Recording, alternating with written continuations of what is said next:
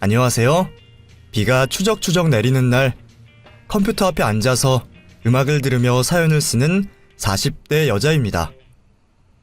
제게도 이런 날이 올 거라고는 생각해 본 적도 없는데 요즘은 참 몸도 마음도 너무 편하고 제가 하고 싶은 대로 하고 돈도 쓰고 싶은 대로 쓰니까 세상이 이렇게 살만한 거구나 싶은 생각이 드네요. 진작 이렇게 살았으면 좋았을 걸. 저는 왜 이렇게 그동안 약해 빠져서 여기 끌려다니고 저기 끌려다니고 참 바보처럼 살아왔는지 아직도 지난 세월이 후회가 막심하네요. 남들은 돌이켜보면 그래도 나 참 열심히 살았다라는 생각을 한다는데 저는 왜 이렇게 잘못 산 것만 같은지 참 지난 날을 생각하면 내가 왜 그랬지 싶은 것들 투성이라 머릿속에 물음표만 가득한 요즘입니다. 저는 지금 나이가 40이 넘어서도 독립을 하지 못하고 엄마와 함께 살고 있습니다. 나이 80이 넘은 노모에게 60이 넘은 자식은 애기인 것처럼 저희 엄마도 70이 넘었지만 40이 넘은 저를 아직도 애기라고 부르시네요. 가끔은 밖에서 사람들이 저희 모녀를 보며 아이고, 나이가 40이 넘었는데 애기는 무슨 애기야. 얼른 좋은 사람 만나서 재혼시켜야지. 또 멍청하게 나쁜 년놈들한테 끌려다니지 말고 후딱 재혼시킬 생각이나 해. 언제까지 부모 그늘에 가둬놓고 살 거야.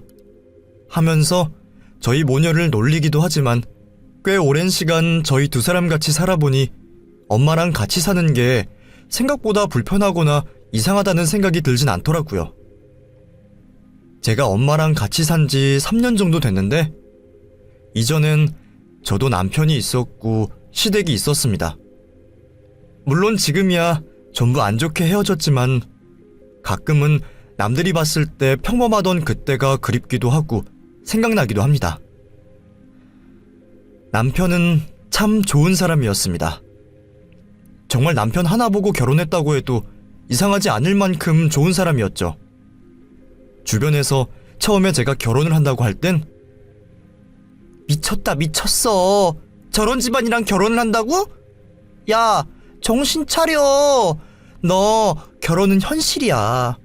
저 남자가 언제까지 네 편이 돼줄 수 있을 것 같아? 어차피 남편이고 CM이고 다 팔은 안으로 굽는다니까.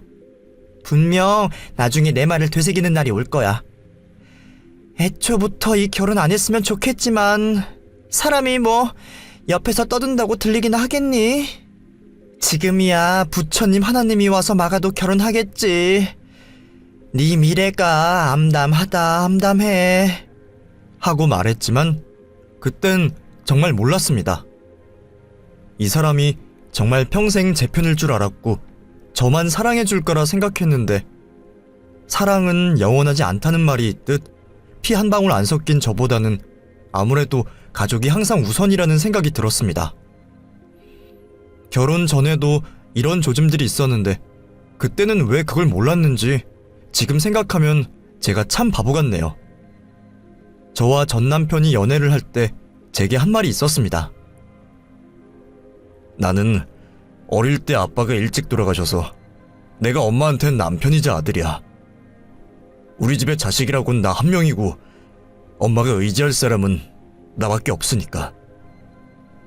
그래서 엄마한테 잘해주고 싶어. 남들이 봤을 땐 마마보이라고 할 수도 있고 자꾸 엄마 거리는데 앞으로 며느리 들어오면 어떡하려고 그러냐라고 말하는 사람들도 있지만 주변 사람들 시선이나 말 같은 건 신경 쓰고 싶지 않아. 넌 안 그럴 거라고 생각하거든. 나는 너 믿어. 라며 효자 시그널을 보냈었는데 제가 왜 그땐 그런 걸 눈치채지 못하고 이 사람과의 결혼까지 계속 밀어붙였을까 싶은 생각이 듭니다. 사실 제 남자친구가 처음부터 이런 사람은 아니었습니다. 제가 남자친구를 처음 만난 건 무려 20대 초반. 저희 두 사람은 대학 동기였고 남자친구는 주변에서도 인정하는 다정한 사람이었습니다. 물론 그때 저희 두 사람은 아무 사이도 아니었고 그냥 정말 같이 학교를 다니고 수업을 듣는 친구 사이 정도였죠. 오히려 저는 좀 조용한 편이었고 남자친구는 인기가 많은 스타일이었습니다. 수업 시작하기 전에 다른 여자들이 남자친구 옆에 앉으려고 먼저 가방을 던지면서 오늘 내가 민석이 옆에 자리 맡았다. 그러니까 아무도 치우지 마. 이거 치우면 진짜 나 가만 안 둘 거야. 라며 선전포고를 하기도 했고 수업이 끝나면 다들 그 사람을 따라 나가면서 민석아, 오늘 점심 같이 먹을래? 너만 시간 괜찮으면 내가 살게. 하면서 따라다니는 애들도 꽤 있을 정도였습니다. 그런 걸 보면서 대체 제가 뭐가 좋다고 그러는 거지? 라는 생각을 저 혼자 하곤 했었죠. 저는 여중 여고를 나와서 남자들을 좀 불편해하는 편이었고 남자친구라고는 한 번도 사귀어 본 적도 없어서 남자를 어떻게 대해야 할지 몰라 그냥 곁에 두지 말고 편하게 여자친구들이랑만 지내자라는 생각이었습니다. 그렇게 그 친구는 군대를 갔고 저는 졸업을 했습니다. 남들은 취업 준비 때문에 정신없을 때 저는 다행히도 아빠가 크게는 아니지만 나름 사업을 하고 계셨던 터라 취업 걱정 없이 아빠 회사에서 일을 할 수 있게 됐고 사업장엔 제가 아빠 딸이라는 걸 다들 어떻게 알았는지 일부는 낙하산이라 욕을 하기도 하고 일부는 사장님 딸이니 잘 보여야 된다면서 제게 잘해주는 분들도 계셨습니다. 예상했던 거긴 하지만 차가운 사람들의 반응은 정말 냉담했고 찔러도 피 한 방울 안 나올 것 같은 분들이 대부분이었죠. 하지만 이제 와서 다시 취업을 하자니 막막하기도 했고 저도 외동딸이라 아빠 사업을 물려받기까진 아니어도 저 아니면 집에서 아빠 사업을 도와줄 사람이 없어서 다른 곳에 취업하기도 난감한 상황이었습니다. 그렇게 2년 정도 사업장에서 일을 하다 보니 저도 어느 정도 일이 손에 익었고 밑에 후배도 2명 정도 생겼습니다.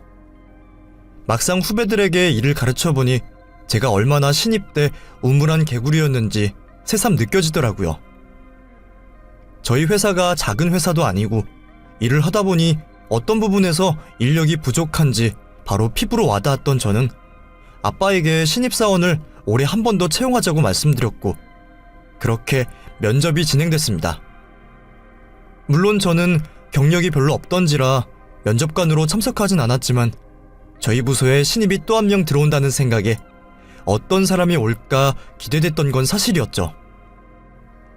그렇게 일주일 뒤쯤 신입이 들어온다는 소식을 선배로부터 전해 들었습니다.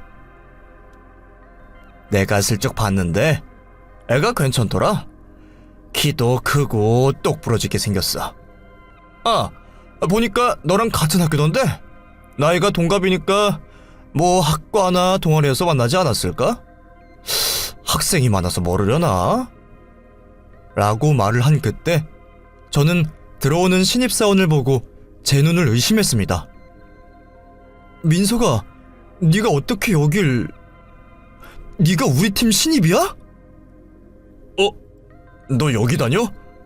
와, 진짜 세상 좁다. 다닌 지 얼마나 됐어? 아니지, 이렇게 말하면 안 되는 거지? 선배님, 잘 부탁드립니다.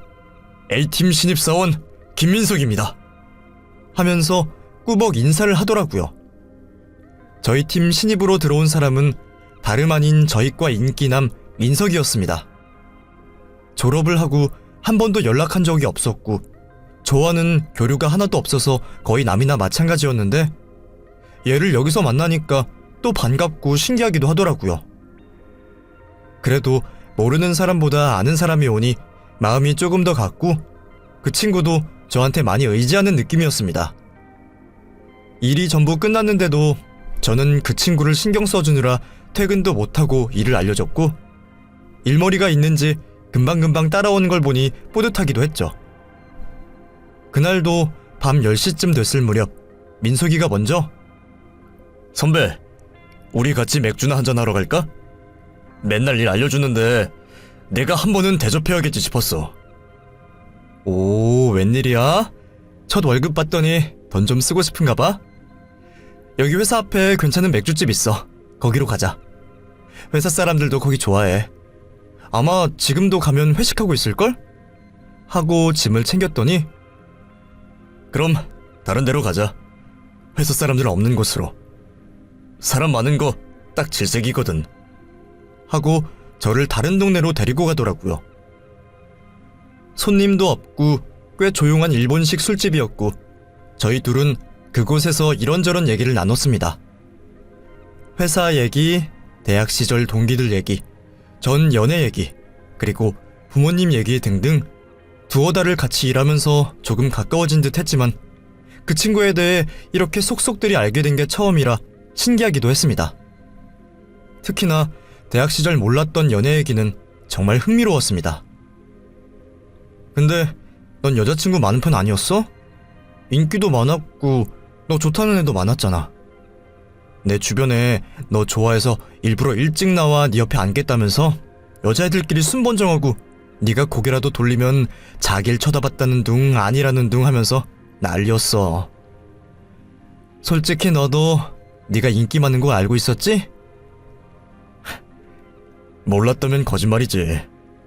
근데 나 여자친구는 안 사귀어봤어. 그냥 잠깐 짧게 연애는 했었는데 생각보다 연애가 쉽지 않더라고.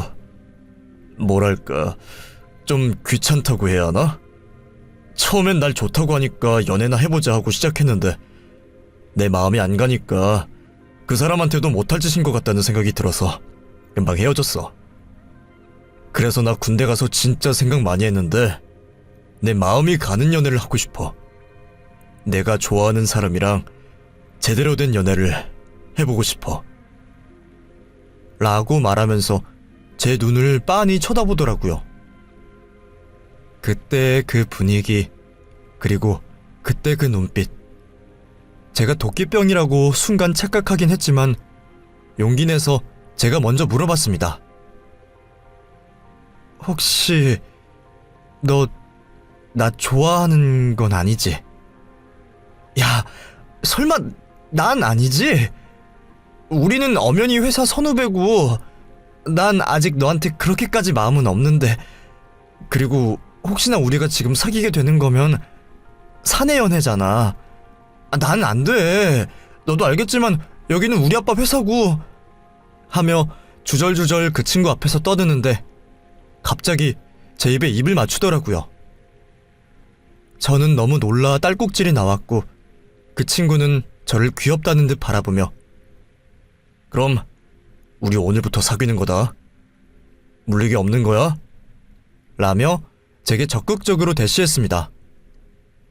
그렇게 저희 두 사람은 비밀 연애로 1년 정도 연애를 지속했습니다. 물론 저는 성격에 전부 드러나는 터라 주변에서 너 요즘 연애하지? 아주 얼굴이 폈네 폈어. 누구야? 누군데라며 저를 추궁하기도 했지만 저는 끝끝내 얘기하지 않았고 1년 정도 만난 저희 둘은 자연스럽게 결혼 얘기가 나왔죠. 남자친구는 제게 너희 집에 먼저 인사 가는 게 낫겠지? 부모님께 나 만나는 거 말씀드렸어? 혹시 우리 아빠 돌아가신 것도 알아? 뭔가 이게 내 약점은 아니지만 그래도 말씀 안 드리는 거랑 드리는 거랑은 좀 다른 것 같아서 아직 좀 더 시간이 필요할까? 아니, 아직 말씀 못 드렸어. 나 연애하는 것도 모르실 것 같은데. 네 마음은 알겠는데 우리 부모님 말고 너희 어머니 먼저 만나 뵙는 건 어때? 나중에 엄마 아빠 서운하실 수도 있는 거 그건 내가 잘 말씀드릴게. 어차피 결혼할 건데 순서가 뭐가 중요하겠어.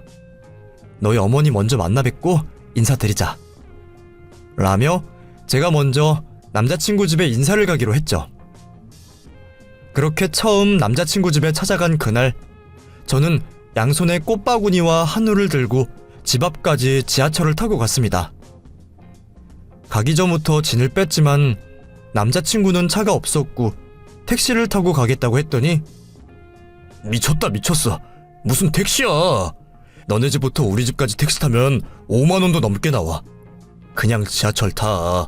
갈아타는 것도 아니고 한 번에 오는 거잖아. 내가 역까지 마중 나갈게. 라며 절대 택시는 못 타게 하더라고요. 이미 도착 전부터 구두를 신어 발도 너무 아프고 짐도 무거웠지만 남자친구가 데리러 나온다고 하니 택시를 타고 갈 수도 없는 노릇이었습니다. 그렇게 도착하고 나니 땀이 범벅이었고 팔이 너무 아팠지만 그래도 참고 어머님께 인사를 드렸죠. 처음 뵙겠습니다. 강은영이라고 합니다. 그래요. 이름이 이쁘네. 들어와서 앉아요.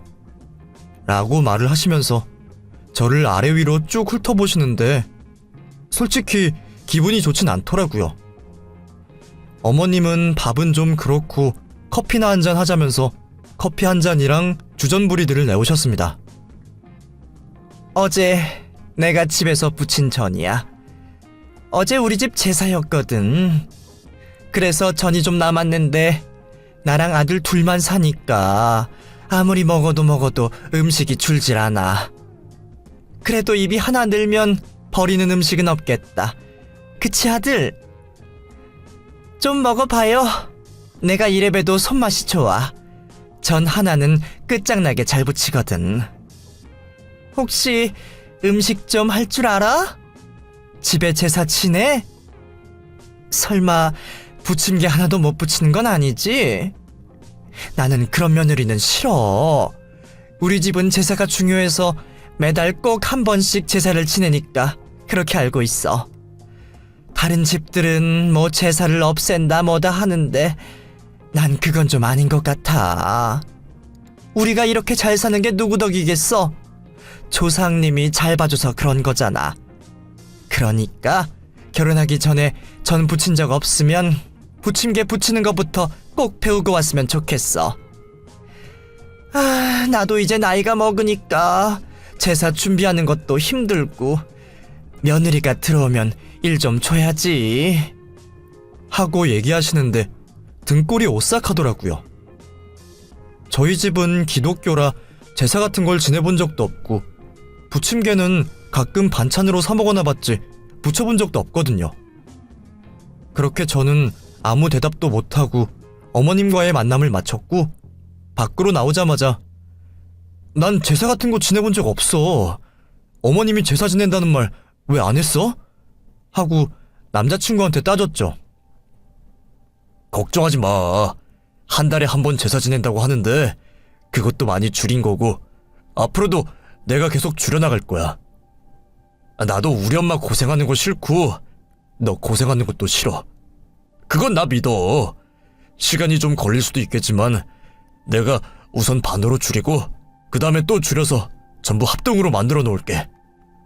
우리 엄마 내 말이라면 껌뻑 죽거든. 아빠 살아계실 적에 제사를 너무 중요시하셔서 그렇지 엄마도 지금은 힘들다고 내려놓고 싶다고 하시니까 그건 나 믿어. 라며 든든하게 얘기하더라고요. 그 말을 들으니 조금은 안심이 됐고 그렇게 한 달 뒤 저는 그 사이 집에 남자친구가 저희 회사 직원이라는 걸 얘기하고 부모님께 인사를 드리기로 했습니다. 사실 저희 회사 직원이라고 얘기했을 때 아빠는 직원이랑 사장 딸이 결혼하는 경우가 어딨냐? 아이고 내 속이야. 이게 지금 말이 되는 소리야? 아니 누가 너보고 대통령 아들이랑 결혼하래? 아니면 재벌 2세랑 하라고 했어? 우리보다 더 나은 집이 안 되면 적어도 비슷한 집 아들은 데려와야 될 거 아니야. 내가 직원 조회해보니까 집도 저 서울 끝 동네 홀어머니랑 살더만. 그런 놈이랑 결혼을 한다는데 좋다고 찬성할 부모가 어디 있어? 아이고 혈압이야. 라며 절대 안 된다고 하시더라고요. 예상했던 반응이었지만 생각보다 반대가 너무 심하셨고 엄마 역시 그래 아빠 말이 맞아. 그리고 저런 애들은 조심해야 돼. 무시하거나 비난하는 게 아니라 없이 산 애들은 어쩔 수 없이 우리 같은 사람들한테 잘 보이려고 하는 게 있어.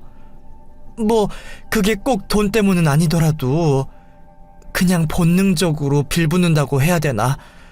아무튼 엄마도 걱정이 많아. 아무리 그래도 집안 수준이 비슷해야 결혼을 하지 평범한 집 아들이랑 결혼하는 게 그렇게 어려워? 근데 없어도 너무 없잖아. 남의 가장 빼오는 거 아니라는 말 너 못 들어봤어? 그 집 엄마는 일도 안 하신다며. 그럼 아들 돈으로 먹고 살 텐데 나중에 노후 준비는 되셨대? 그런 것도 확인 안 해봤지? 하면서 볼멘 소리를 하셨습니다. 하지만 그땐 그런 말들이 들리지 않았고 저는 부모님의 의견을 묵살한 채 결혼을 강행했습니다. 처음에 시어머니를 만났을 때 마치 기선제압이라도 하실 것처럼 행동하셔서 좀 거부감이 느껴졌지만 결혼을 준비하며 몇 번 만나보니까 그래도 따뜻하신 분이었고 제게도 잘해주셔서 마음이 점점 열리더군요. 그렇게 저희 두 사람은 2년 정도 연애를 하고 결혼식을 올렸고 회사 사람들은 제 남편에게 봉 잡았다. 어떻게 회사 대표 딸을 낚았어? 민석씨 진짜 대단하다. 와, 난 왜 은연씨 꼬실 생각을 못했지? 회사 대표 딸이라고 해서 부럽다, 대단하다고만 생각했지 인생 역전할 생각은 꿈에도 못했네. 라는 말들을 하곤 했습니다. 사실 그런 오해들이 좀 싫기도 했습니다.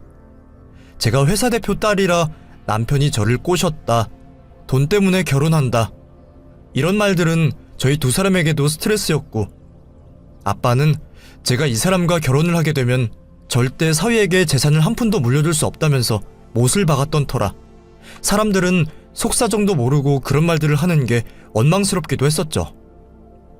그래도 이미 다 지난 일이고 저희는 부부가 됐으니 그런 말들에 휘둘리지 않고 저희 두 사람의 미래를 잘 꾸려나가 보자고 약속했습니다. 그렇게 결혼을 하고 한 달쯤 지났을 무렵 시어머니에게 연락이 왔습니다. 내일 퇴근하고 잠깐 집에 들러라. 모레가 제사인데 음식 좀 같이 준비하자꾸나. 옷은 편한 걸로 입고 오고 장은 내가 봐둘 테니까 넌 몸만 오면 된다. 세상에 이런 시애미가 어디 있어? 있는 집 자식이라 뭐라고도 못하겠고. 아무튼 끝나자마자 바로 와. 라며 자기 할 말만 하고 끊어버리시는 겁니다. 다른 부분에서 어머님은 정말 너무 좋으셨는데 제사에서는 왜 이렇게 박하신 건지. 솔직히 너무 피곤하고 가기 싫었지만 어머님이 너무 중요하게 생각하신다는 걸 알기에 군말 없이 퇴근하고 시댁으로 갔죠. 남편도 결혼하고 첫 제사이니 그냥 좋게 좋게 넘어가자고 하더군요.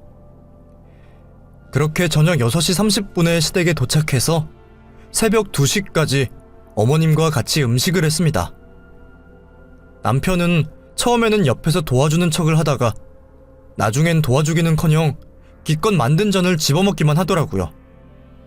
시어머니는 간이 잘 되었는지 맛은 어떤지 별 말 같지도 않은 이유를 대면서 남편 입에 전을 쏙 넣어주시더라고요. 웃긴 게 저한테는 한 번도 먹어보라는 소리를 하지 않으셨어요. 그렇게 받아만 먹고 하는 둥 마는 둥 옆에서 놀고만 있던 남편은 밤 11시쯤 너무 피곤하다면서 나 30분만 잘게 미안하고는 방에 들어가 버렸습니다. 남편은 아무것도 한 게 없는데 대체 뭐가 피곤하다는 건지 어이가 없었지만 옆에 시어머니가 있었기에 따지지도 못하고 넘어갔습니다. 그렇게 저는 혼자 남아서 뒷정리까지 하고 너무 피곤해서 도저히 집까지 갈 힘이 없어 시댁에서 잤고 다음날 퇴근하자마자 제사를 지내려고 또 시댁에 갔죠. 제사도 늦게 시작하고 사람도 셋밖에 없는데 음식은 어찌나 많은지 다 못 먹는다고 극구 사양을 해도 한 트럭을 싸주시더라고요. 저도 남편도 둘 다 제사 음식을 좋아하지 않아서 신혼생활 내내 저희 집 냉동고에는 시어머니가 주신 전으로 가득 찼어요. 냉동고에 얼음을 얼릴 공간도 없을 정도로 항상 가득 차 있었죠. 그래서 먹지도 않은 전을 버리려고도 했지만 그때마다 남편이 우리 엄마가 만든 거 아깝다면서 노발대발을 하더라고요. 근데 웃긴 게 그렇게 애지중지하던 전을 남편 밥상 위에 차리면 자기도 느끼한지 아예 손도 안 댔어요. 그러니 정말 이게 뭐하는 짓인가 싶었습니다. 하지만 어머님의 제사 사랑은 멈추지 않았습니다. 결혼하고 첫 제사 음식을 다 먹지도 않았는데 다음 달에 또 제사를 지내야 한다면서 제게 음식을 준비하러 오라고 하셨고, 결국 첫 번째 제사와 같이 새벽까지 음식을 하고 다음날 퇴근하고 가서 제사를 지냈네요. 저는 남편을 붙잡고 이거 대체 언제까지 이렇게 해야 돼? 내가 전업주부도 아니고 일하는 사람인데 솔직히 너무한 거 아니야? 음식을 사서 해도 힘든 게 제사인데 일일이 다 묻히고 붙이고 볶고 지지고 이게 보통 일이야? 거기다가 또 상은 한 상 크게 차려서는 조상님들이 와서 먹는다고 하는 게 말이야 방구야. 이걸 누가 먹어? 결국 우리가 다 먹어야 되잖아. 무슨 우리 입이 음식물 쓰레기통도 아니고. 당신은 전 느끼하다고 잘 먹지도 않으면서 어머님은 맨날 음식 싸주시고. 나 진짜 미칠 것 같아. 제발 당신이 좀 말려봐. 나 진짜 너무 힘들어. 하고 남편에게 화를 내기도 했습니다. 잘 얘기해보겠다던 남편은 제사를 강요하는 어머님 앞에선 아무 말도 하지 못했고, 그렇게 1년 동안 저는 매달 제사를 지내야 했죠. 이게 안 겪어보신 분들은 모르겠지만 한 달에 한 번씩 많은 양의 기름 냄새를 맡으면 머리가 핑 돌기도 하고 가끔은 어지러움증을 느끼기도 합니다. 거기다가 매일 기름진 음식을 먹으면 속도 안 좋고 정말 제 몸이 다 엉망이 돼가는 느낌이었습니다. 이때 제가 얼마나 스트레스를 많이 받았냐면 원형 탈모, 생리불순, 소화불량이 한 번에 올 정도였어요.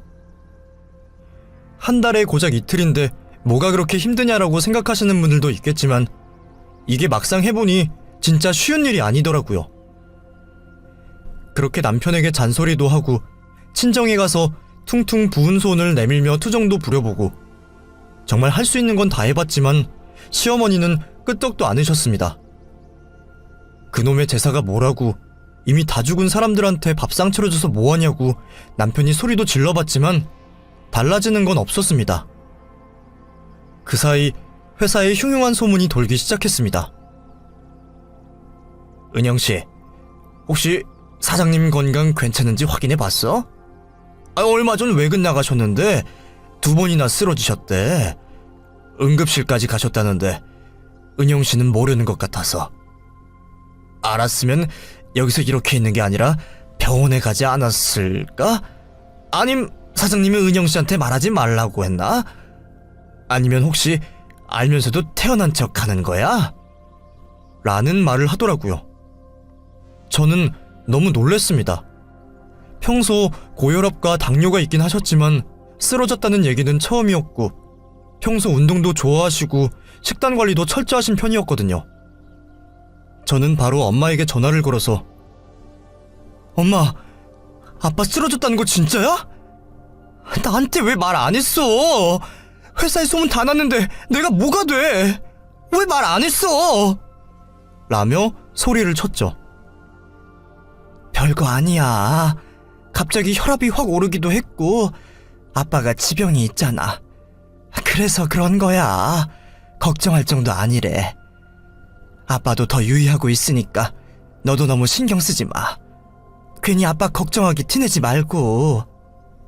라며 오히려 저를 안심시키려고 하더라고요. 엄마가 그렇게 말하니 마음이 좀 놓였고 그렇게 1년 정도 시간이 흘렀습니다. 제사를 지내는 것 빼고는 일상은 평화롭게 돌아갔고 저도 사람인지라 시간이 흐르니까 점점 제사 문화에 익숙해지더라고요. 하지만 건강 상태는 더 나빠졌으면 나빠졌지 좋아질 기미가 보이지 않았습니다. 그래서 그런지 딱히 피임을 한 것도 아닌데 애가 들어서지 않더라고요. 그러던 어느 날이었습니다. 은영아, 아빠가 쓰러지셨어. 빨리 응급실로 와. 라며 엄마가 급하게 전화를 걸어왔죠. 그때 저는 시어머니와 장을 보고 있었습니다. 3일 뒤가 제사이기도 했고 시어머니가 얼마 전 다리를 다치셔서 혼자 장을 보기 힘든 상황이었거든요. 저는 너무 놀라서 짐을 바닥에 던져버리고 아무 말도 않고 바로 뛰어나갔습니다. 시어머니는 야, 너 어디 가니? 은영아 어디 가? 라며 저를 부르셨지만 다리가 아프셔서 저를 따라오진 못하셨습니다. 저는 도저히 운전할 엄두도 안 나서 택시를 타고 응급실로 갔고 병원에 도착하니 엄마가 온몸을 벌벌 떨면서 수술실 앞에 앉아있더라고요. 그렇게 엄마 손을 잡고 4시간 정도 지났을까 아빠가 돌아가셨다는 소식을 듣게 됐습니다. 급성 심근경색으로 갑자기 의식을 잃으셨고 응급실에 바로 도착해서 수술을 했지만 이미 골든타임을 지났다는 말밖엔 들을 수가 없었죠. 세상이 무너지는 것 같았습니다. 저는 바닥을 치며 펑펑 울었는데 엄마는 마치 이 상황을 예상이라도 했다는 듯 오히려 태연하더라고요. 소리내며 우는 저를 위로해 주시며 네가 이러는 거 알면 아빠가 얼마나 속상해 하시겠어. 울지 말라고는 안 할게. 우리 조금만 힘들어하자. 너무 힘들어하면 아빠가 떠나는 길에 슬퍼하실 거야. 울지 마 우리 딸. 하며 저를 안아주셨습니다. 그렇게 저는 바로 남편에게 전화를 걸었습니다. 여보, 우리 아빠 돌아가셨어. 너무나 갑자기 떠나셨어. 그러니까 얼른 와줘. 당신이 와서 좀 도와줘. 라고 말이 끝나기가 무섭게 전화를 끊고 남편은 장례식장으로 와주었습니다. 아빠가 살아가는 동안 얼마나 좋은 일을 많이 하셨는지 돌아가셨다는 소식을 듣자마자 화환이 물밀듯이 쏟아졌고 조문객들의 발길이 끊이지 않았습니다. 그날 밤은 손님을 받느라 정말 정신없이 시간이 지나갔고 다음날 아침까지도 계속 손님들의 발길이 끊이질 않았죠. 그런데 남편이 손님을 받다 말고 수시로 뒷방에 들어가서 전화를 받더라고요. 신경이 쓰여서 당신 왜 그래? 누구 전화인데 정신을 못 차리고 그렇게 계속 들어서 쩔쩔매는 거야? 하고 물었더니 그게 엄마 전화인데 아이 미치겠다 진짜. 우리 엄마 왜 이러냐 정말. 혹시 전화기 꺼져 있어? 너 왜 전화 안 받냐고 난리야. 내가 말린다고 말렸는데 잘 안 되네. 하면서 어쩔 줄 몰라 하더라고요. 저는 바로 전화를 확인했고 문자가 50통 정도 와 있고 부재중 전화가 30통이 넘게 와 있는데 그 연락이 전부 어머님이었습니다. 너 왜 말도 없이 갑자기 자기를 두고 가버리냐? 전화는 왜 안 받냐? 내가 얼마나 혼자 힘들게 집에 왔는 줄 아냐? 내일 모레가 당장 제사인데 지금 뭐 하는 거냐? 시애미를 무시해도 유분수지. 네가 뭔데 우리 집을 얕보냐 등등 입에 담을 수도 없는 말들을 문자에 적어두셨고 화가 난 저는 바로 전화를 걸었죠. 어머님은 신호가 울리자마자 바로 전화를 받으시며 너 지금 뭐 하는 거야? 내 전화는 왜 안 받아? 문자 못 봤어? 라며 소리를 치시더라고요. 어머니, 남편한테 못 들으셨어요? 저희 아빠 돌아가셨어요. 지금 뭐 하시는 거예요? 어머님이 저한테 이렇게 화내시면 안 되죠. 뭐 때문에 이러시는 건데요? 뭐야? 그럼 네가 지금 잘했다는 거야? 야, 너 아주 웃기는 애구나. 오냐 오냐 하니까 아주 시애미를 뭘로 보고 그딴 식으로 말을 짓거려. 아빠가 돌아가셨는데 뭐 어쩌라는 거야? 사람 죽은 게 대수야? 나도 내 남편 죽었어. 나는 뭐 사람 죽은 거 안 본 줄 알아? 그게 뭐 대단한 일이라고 다리 아픈 시애미를 길바닥에 버리고 가는 거야? 내가 얼마나 힘들었는 줄 알아? 그리고 말이 나와서 한마디만 더 하마. 네가 그렇게 말도 없이 갑자기 가버려서 나 혼자 제사 음식 다 준비하느라고 나 지금 손목이 아파 죽겠다. 그깟 장례식이야 하루 늦춰도 되지만 우리 집 제사는 제 날짜에 맞춰야 하는데 네가 그렇게 가버리면 나 혼자 어떻게 하라는 거야? 당장 우리 집으로 와! 하면서 소리를 치시더라고요. 뭐라고요? 그깟 제사가 뭐가 그렇게 중요한데요? 죽은 사람 밥 차려주는 게 뭐가 그렇게 중요하냐고요? 우리 아빠가 죽은 게 대수냐고요? 그럼 어머니네 조상인지 나발인지 그 사람들 죽은 건 뭐하러 챙겨요? 그게 그렇게 대수면 뭐하러 챙기냐고요? 지금 이게 말이나 되는 소리예요? 그깟 제사가 뭐라고 우리 아빠 장례식을 미루라는 게 말이 돼요? 진짜 어이가 없어서. 그딴 소리 짓거릴 거면 전화하지도 마세요. 라며 큰 소리를 쳤고 소화기를 들고 벌벌 떨고 있는데 제 목소리를 들은 엄마가 갑자기 전화기를 확 뺏으시며 사돈, 제가 한마디만 하겠습니다. 제가 듣자 하니 너무 화가 나네요. 말씀을 그렇게 하시면 안 되죠. 말씀하신 것처럼 사돈한테 제 남편 죽은 거 별게 아닐 수 있죠. 하지만 애들한텐 그게 아니죠. 우리 남편 죽으면 저희 남편이 운영하는 회사 누구 앞으로 넘어가겠습니까? 당연 제 딸이라고 생각하시겠죠? 그래서 저희 딸을 그렇게도 괴롭히신 거겠죠. 그런데 사돈, 제 남편은 그런 사람이 아닙니다. 민석이를 정말 아들이라고 생각했고 영특하고 머리도 좋은 친구라면서 남편이 떠나기 전 유언장에 회사를 전부 민석이 앞으로 넘기고 대표이사로 역임하라고 적어뒀더군요. 남편이 갑자기 죽은 게 아니라 전조 증상도 있었고 저랑 얘기도 많이 했었는데 사위를 참 많이 아꼈습니다. 머리도 좋고 대표이사로 역임해도 손색이 없을 것 같다고 했었는데 이런 식으로 하시면 곤란하죠. 제가 우리 딸 결혼 생활 내내 그 집에 제사 때문에 시달리는 거 뻔히 알면서도 아무 말 안 했습니다. 그래도 시집 갔고 제 권한 밖이라고 생각해서 전화드린 적 없고요. 근데 이건 해도 너무하네요. 이런 식으로 나오시면 저 이 유언장 그냥 바로 불에 태웁니다. 장례식장에 와서 부조하시고 정중하게 제 남편 떠나는 길 같이 배웅해 주실 건지, 그놈의 제사상을 곧 죽어도 차려야겠다면 제가 딸을 보내겠습니다. 사돈이 현명한 선택하실 거라 믿습니다. 라며 전화를 끊었습니다. 그 통화를 들은 저와 남편은 깜짝 놀라 엄마만 쳐다봤고 남편은 어머님, 이게 무슨 말씀이신지, 어떻게 장인어른이 저한테 회사를... 하며 믿지 못하는 표정을 짓더라고요. 엄마는 눈물을 뚝뚝 흘리면서 갑자기 남편의 뺨을 세차게 때렸습니다. 자네, 지금 이게 뭐 하는 짓인가? 자네 이러려고 우리 딸 데려갔나? 도대체 우리 집안을 얼마나 얕봤으면 장인어른 장례식인데 뭐? 제사상을 차리러 와? 사람 죽은 게 대수야? 당장 나가게.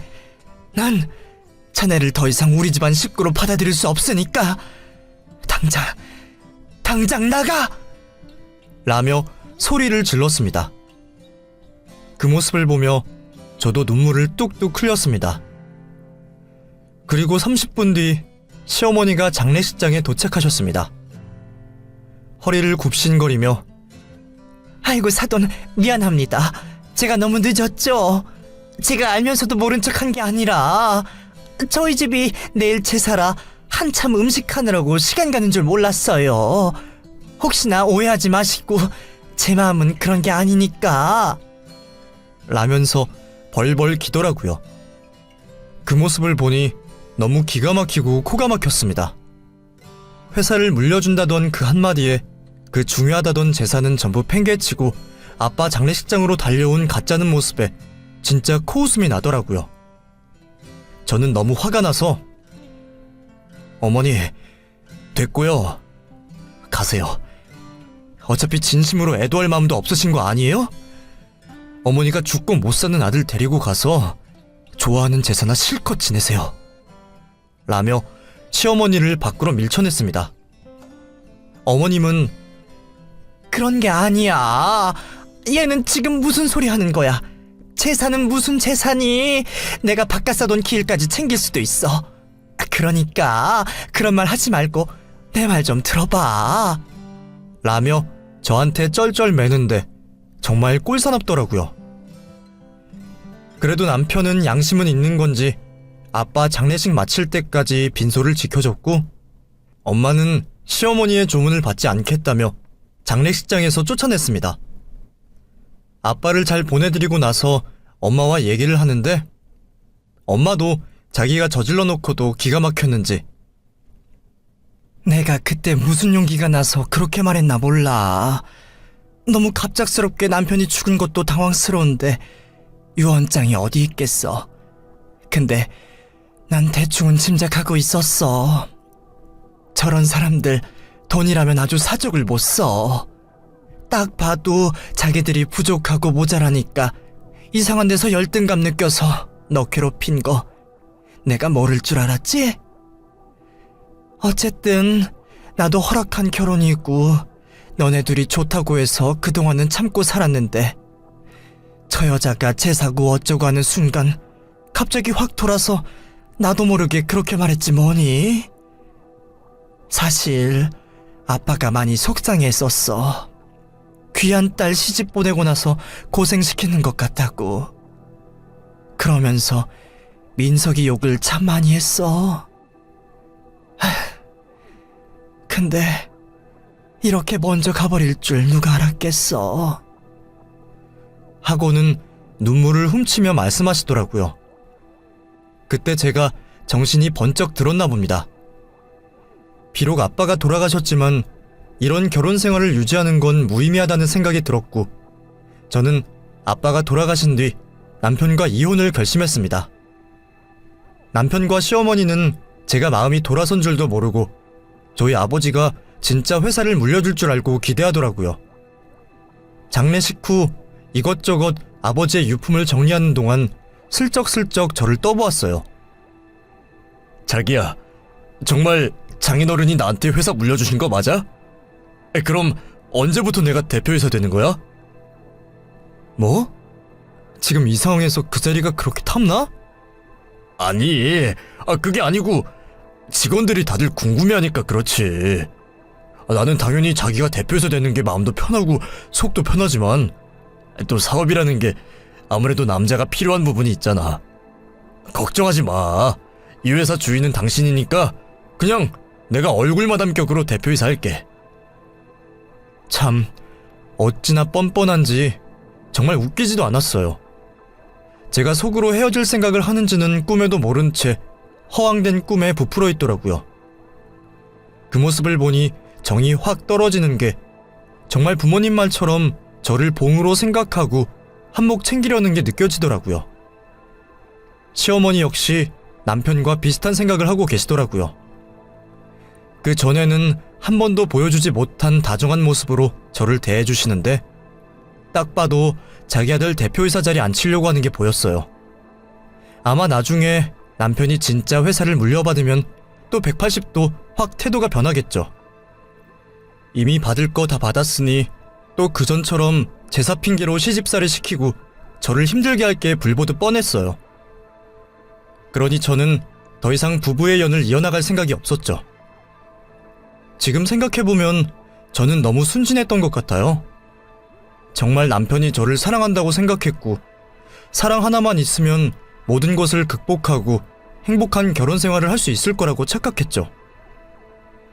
자기 엄마 때문에 소화불량에 원형 탈모, 생리불순까지 시달리는 걸 뻔히 알면서 한 번을 옆에서 막아주지 않는 남편을 보면서 더 이상 내가 기대거나 신뢰할 수 없는 남자라는 것을 깨달았습니다. 그래서 아버지의 장례 후 정식으로 변호사를 선임해서 남편에게 이혼을 요구했습니다. 남편은 당연히 반대를 했어요. 자기는 절대 저랑 헤어질 수 없다고, 자기 잘못도 아닌데 왜 이혼을 해야 하냐고 절대 못 헤어지겠다고 저를 잡았지만 이미 제 마음은 벌써 떠난 지 오래되었습니다. 솔직히 시어머니의 제사 요구만 없었다면 우리의 부부관계가 이 지경까지 오진 않았을 텐데요. 분명히 결혼 전에 자기가 제사 줄여준다고 약속을 했는데 그거 하나 지켜주지 않는 남편을 보면서 확실하게 마음을 결정했죠. 그러니 그제서야 시어머니가 소식을 듣고 제 발로 저희 집을 찾아오셨어요. 그때는 이혼을 요구하면서 신혼집에서 나와 본가에 들어가서 살 때였는데요. 벨이 울려 나가보니 시어머니시더라고요. 솔직히 얼굴도 마주치고 싶지 않고 말도 나누기 싫어서 무시하고 돌려보내고 싶었지만 그래도 마지막이라고 생각하고 저희 어머니가 문을 열어주셨습니다. 시어머니는 저희 집에 들어오자마자 사돈, 제가 잘못했습니다. 남편 떠나고 나서 제사라도 지내지 않으면 마음이 허전해서 그랬습니다. 새아가야, 내가 너한테도 정말 미안하다. 앞으로는 2번 다시 제사할 때 너 부르지 않을 테니까 우리 민석이랑 이혼하는 건 없던 일로 해줬으면 좋겠다. 그러면서 그 뒤에 하는 말이 더 어이가 없더라고요. 그런데 돌아가신 사돈이 유언장에 특별히 우리 민석이를 대표이사로 지정했는데 이렇게 멋대로 물리면 법적으로 문제되는 거 아닌가요? 아니, 괜히 오해는 하지 마시고 혹시나 해서요. 그 말을 듣는데 얼마나 어이가 없던지 시어머니의 검은 속내가 뻔히 보여서 바로 내쫓았습니다. 그 후로도 남편이 자기가 엄마랑 인연을 끊겠다면서 죽을 때까지 엄마 얼굴 안 보게 해주겠다면서 각서까지 쓰자고 했지만 이미 돌아선 제 마음을 되돌릴 순 없었습니다. 합의를 안 해주는 남편 덕분에 결국 법정 소송까지 갔고 시어머니의 거듭된 제사 요구와 시집살이가 유책 사유로 인정되어 이혼을 할 수 있었습니다. 결혼할 때 집도 가전제품도 모두 제가 해왔기에 남편은 말 그대로 몸만 나갔어요. 쉽지 않은 결정이었지만 이혼 후 몸 상태가 다시 좋아지는 걸 보니 잘했다는 생각이 들더라고요. 그 전에는 영양제도 잘 챙겨 먹고 꼬박꼬박 병원에 다녀도 잘 낫지 않던 병들이 한꺼번에 사라지는 것을 보니 왜 그동안 저런 집구석에 들어가 고생했는지 참 제 자신이 바보 같더라고요. 그 뒤로 남편은 저희 회사를 자기 손으로 관뒀고 40이 넘은 저는 여전히 혼자 지내고 있네요. 비록 짧은 결혼 생활이었지만 그래도 그 짧은 결혼 생활 속에서 정말 많은 걸 배웠습니다. 능력 있고 돈 많은 여자는 절대 남의 집 노예로 들어가서 살면 안 된다는 가장 큰 교훈을 얻었네요. 엄마는 혼자 있는 제가 안쓰러웠는지 비슷한 집안의 남자와 재혼을 하라고 말씀하셨지만 한번 인생의 쓴맛을 보고 나니 쉽게 남자를 만날 수 없더라고요. 게다가 아버지가 떠나신 후에 제가 회사를 책임지고 이끌어가게 되면서 연애할 시간도 없이 바빠지더라고요. 그래서 지금까지 이렇게 쭉 혼자 살고 있습니다. 비록 결혼 생활은 실패했지만 앞으로는 제 뚝심을 갖고 열심히 살아보겠습니다. 긴 사연 들어주셔서 감사합니다.